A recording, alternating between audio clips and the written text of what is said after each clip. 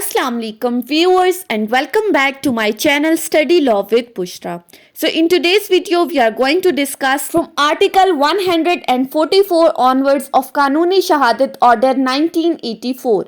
But before starting the discussion, I request you all to please subscribe to my channel and don't forget to press the bell icon for latest updates. Do share this video with your friends and don't forget to comment your feedback. So let's move towards the discussion. Article 144 basically deals with questions not to be asked without reasonable grounds. Article 144 कहता है कि एक advocate during the cross examinations ऐसे कोई भी questions नहीं पूछ सकता जिनको पूछने के पीछे उसके पास कोई रीजनेबल ग्राउंड नहीं है. हम डिस्कस कर रहे थे कि क्रॉस एग्जामिनेशन के दौरान जो क्वेश्चंस पूछे जाते हैं, जो एडवोकेट जरा करता है, उनमें किस तरह के क्वेश्चंस पूछे जा सकते हैं. सो इस आर्टिकल के अकॉर्डिंग आप ऐसे कोई भी क्वेश्चंस नहीं पूछ सकते जिनको पूछने के पीछे कोई रीजनेबल ग्राउंड नहीं है. Article states that no such question is referred to in article 143. जो हमने आर्टिकल 143 में डिस्कस किया कि जो क्वेश्चंस किसी विटनेस के करैक्टर को इंजर करने के लिए पूछे जा रहे हैं, ऐसे क्वेश्चंस आप नहीं पूछ सकते किसी भी विटनेस से unless the person asking it has the reasonable ground for thinking that the imputation which it conveys is well founded. Until and unless के जो एडवोकेट ये क्वेश्चंस पूछ रहा है उसके पास इन क्वेश्चंस को पूछने के पीछे कोई रीजनेबल ग्राउंड हो. अगर रीजनेबल ग्राउंड्स नहीं है तो वो ऐसे कोई भी क्वेश्चन नहीं पूछेगा. अब इलस्ट्रेशंस की तरफ आ जाएं तो इलस्ट्रेशन 1 क्या कहती है? An advocate is instructed by an attorney that an important witness is a dacoit. अब एक एडवोकेट को एक अटॉर्नी ये बता रहा है कि ये जो इंपॉर्टेंट विटनेस कोर्ट में आया है गवाही देने के लिए, ये एक डकैत है. This is a reasonable ground for asking the witness. ये एक रीजनेबल ग्राउंड है उस विटनेस से पूछने के लिए कि आया वो डकैत है या नहीं, क्योंकि एडवोकेट को ये बात कौन बता रहा है? अटॉर्नी बता रहा है. दूसरी इलस्ट्रेशन देखें. एडवोकेट को कोर्ट के अंदर एक इंपॉर्टेंट पर्सन ये बता रहा है कि विटनेस जो है वो डकैत है. अब एडवोकेट उस इंफॉर्मेंट से क्वेश्चंस करेगा कि आया उसको कैसे लगा कि ये विटनेस डकैत है, क्या उसने कोई पिछले कई सालों में क्या उसको कोई सज़ा हुई है, कोई डकैती की उसने सज़ा काटी है. तो अगर तो वो इंफॉर्मेंट उसको सेटिस्फैक्ट्री आंसर्स दे देता है तो फिर ये एक रीजनेबल ग्राउंड होगा उस विटनेस से ये पूछने के लिए कि आया वो डकैत है या नहीं है. तीसरी इलस्ट्रेशन पे आ जाएं. A witness of whom nothing is known is asked at random. अब एक विटनेस है और आप रैंडमली उससे आकर क्वेश्चन करते हो कि क्या वो डकैत है या नहीं. अब वो विटनेस एक शरीफ बंदा है जो कोर्ट में गवाही देने के लिए आया है. वो ना तो इससे पहले कोर्ट में आया है और ना ही वो बंदा जेल में गया है और आप उससे रैंडमली पूछ रहे हो कि क्या वो डकैत है या नहीं. So this is not a reasonable ground for asking the question. ये रीजनेबल ग्राउंड नहीं है आर्टिकल 144 के अकॉर्डिंग.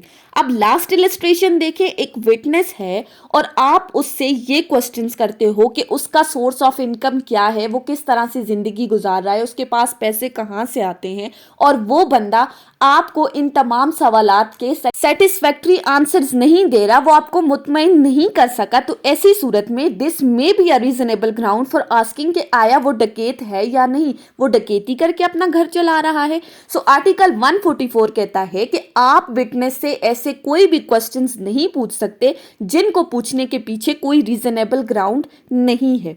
उसके बाद आ जाएं तो आर्टिकल 145 है. आर्टिकल 145 डील करता है procedure of court in case of questions being asked without reasonable grounds.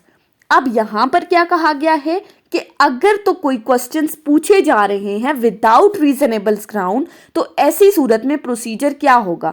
Article 144 ने क्लियरली कह दिया कि आप विदाउट रीजनेबल ग्राउंड्स क्वेश्चंस नहीं पूछ सकते।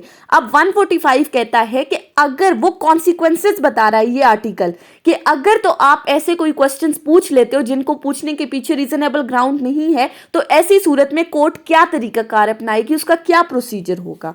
So article states that if the court is of opinion that any such questions was asked without reasonable ground, अगर court का ये मौकफ है कि जो एडवोकेट ने क्वेश्चंस किए हैं विटनेस से वो विदाउट रीजनेबल ग्राउंड किए हैं, तो इट मे कोर्ट कर सकती है, क्या कर सकती है, report the circumstances of the case to High Court or any other authority to which such advocate is in the exercise of his profession. तो वो डायरेक्टली इस केस के सर्कमस्टांसेस को या तो हाई कोर्ट को रिपोर्ट करेगी या फिर उस एडवोकेट की कंसर्न बार को ये बताएगी कि उसने जो विटनेस से क्वेश्चंस पूछे हैं वो विदाउट रीजनेबल ग्राउंड्स पूछे हैं। तो ऐसी सूरत में उसकी कंसर्न बार या उसकी हाई कोर्ट जो है जिसमें उसने रिपोर्ट की है कोर्ट ने, वो फिर अपना तरीकाकार अपनाते हुए उस वकील का लाइसेंस भी कैंसिल कर सकती है या जो भी सजा वो उसे देगी। उसके बाद आता है आर्टिकल 146। आर्टिकल 146 डील करता है इनडिसेंट एंड स्कैंडुलस क्वेश्चंस।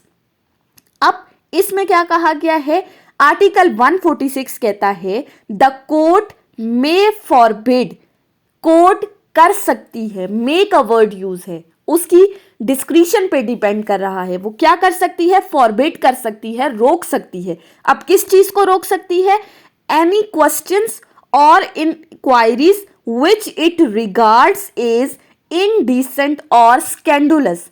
कोर्ट ऐसे तमाम क्वेश्चंस या ऐसी तमाम इंक्वायरीज जो उसकी नज़र में इनडिसेंट हैं और स्कैंडुलस हैं, तो कोर्ट ऐसे क्वेश्चंस पूछने से रोक सकती है, all unless that questions relates to fact in issue, until and unless के जो क्वेश्चंस पूछे जा रहे हैं वो फैक्ट इन इशू के साथ डील कर रहे हैं, और to matters necessary to be known in order to determine whether or not the fact in issue existed, या फिर वो क्वेश्चन जरूरी हैं केस को डिसाइड करने के लिए, तो तब कोर्ट अलाउ कर सकती है, अदरवाइज कोर्ट रोक सकती है ऐसे तमाम क्वेश्चंस को पूछने से जो इनडिसेंट हैं और स्कैंडुलस हैं। उसके बाद आ जाएं आर्टिकल 147 के ऊपर। आर्टिकल 147 डील करता है procedure of court in cases of defamation, libel and slander. अब डेफेमेटरी केसेस में कोर्ट क्या प्रोसीजर अपनाएगी रिगार्डिंग दी विटनेस।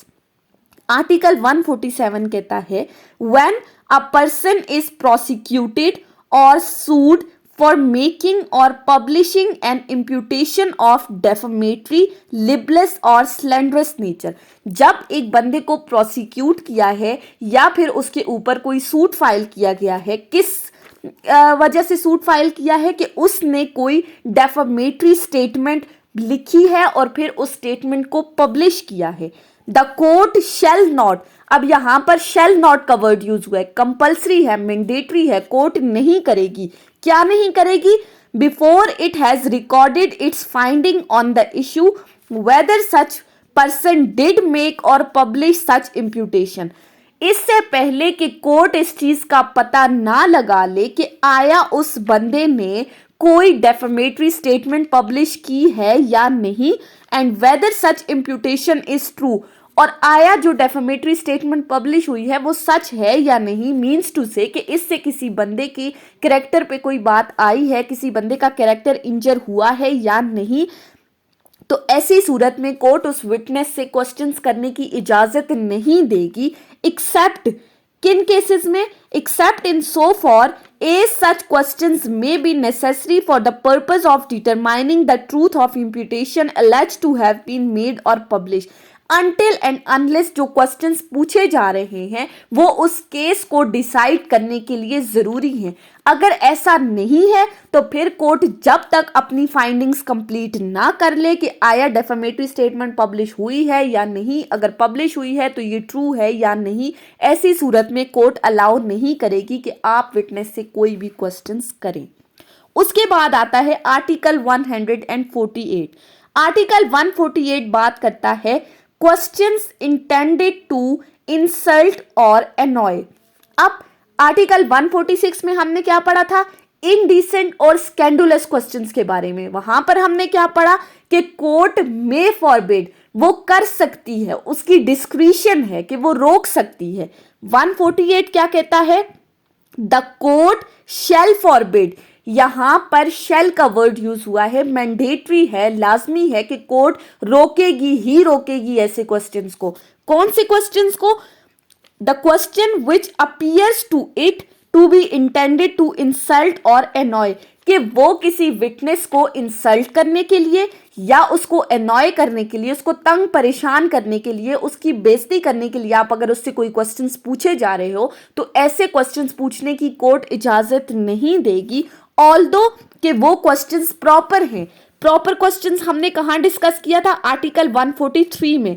लेकिन कोर्ट को ये लगता है कि ये जो क्वेश्चंस हैं ये ऑफेंसिव हैं और इससे दूसरे बंदे की इंसल्ट हो रही है, उसको एनॉय किया जा रहा है, तो ऐसी सूरत में कोर्ट ऐसे क्वेश्चंस को पूछने की इजाजत नहीं देगी। ये थी हमारी आज की डिस्कशन आर्टिकल 144 से आर्टिकल 148 तक। नेक्स्ट वीडियो में हम आर्टिकल 149 से स्टार्ट करेंगे। आई होप कि आपको ये लेक्चर समझ में आया होगा, अगर आपने इस वीडियो को अटेंटिवली सुना है तो। अगर आपको ये वीडियो अच्छी लगी है तो इस वीडियो को लाइक करें, कमेंट करें और चैनल को सब्सक्राइब करना ना भूलें।